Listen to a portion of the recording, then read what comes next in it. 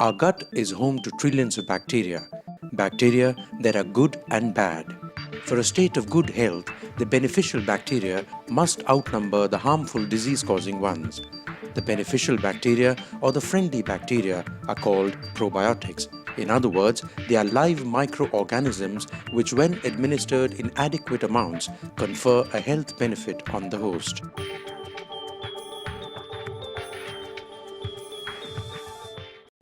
Probiotics are seen to aid in digestion and promote better absorption of nutrients. Today they are available as many dairy foods which are specially formulated to contain billions of good bacteria. And because they are easy to administer, many medical experts use it either for therapy or preventive purposes. In acute and persistent diarrhea, there are studies from around the world which have shown that Saccharomyces boulardii does help.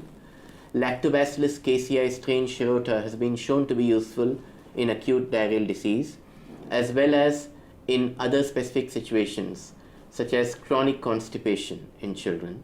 Bringing down inflammation, so they have been used as a maintenance therapies in ulcerative colitis and other areas. The epithelial cells of our intestine and the dendritic cells which lie below the epithelial cells, they know which bacteria are good and which are harmful, and they control inflammation. Probiotics augment the good signals which the epithelium and the dendritic cells get, and thereby prevent this inflammation. I commonly use them would be inflammatory bowel disease and also a very common gut condition called irritable bowel syndrome. In the acute conditions, we have the acute self-limiting diarrheas, where antibiotics unfortunately are so frequently misused in this country. I think a safer alternative would be to use probiotics in that situation.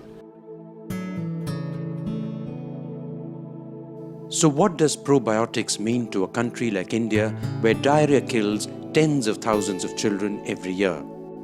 To find out its efficacy in preventing diarrhea, the National Institute of Cholera and Enteric Diseases in Kolkata undertook a study. To work on the effect of probiotics, it is necessary to have many patients, otherwise we cannot get an effective result. So Kolkata is one of the best places to work on diarrhea diseases. We selected about 4,000 kids less than 5 years of age, and we gave 2,000 of them the probiotic drink, which contained Lactobacillus casei strain Shirota, and the other 2,000 kids we gave a nutrient drink. And we saw at the end of the study, that is 3 months of probiotic drinks followed by 3 months of diarrheal surveillance, that there was a 14% reduction in diarrheal incidence among the children who had received the probiotic drinks.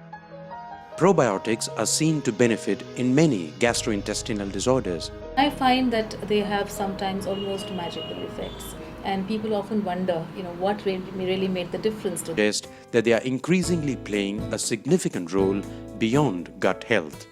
Probiotics have an important role to play in bladder cancer, and there are several studies at this point of time. More importantly, we are looking at oral health as one of the important areas for probiotic applications. I think one more thing that is recently coming up is the anti-inflammatory properties of probiotics. Today there's a surge of probiotic products in the Indian market, and often it's a difficult task for the health experts to pick the right one.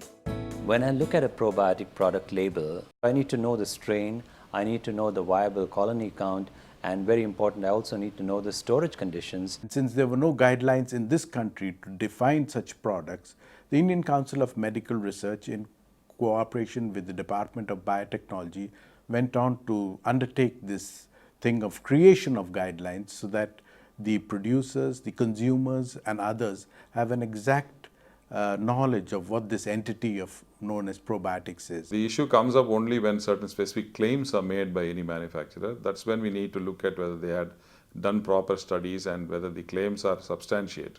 So when any new organism comes in, all this basic data they have to produce, and that is where these guidelines become extremely important.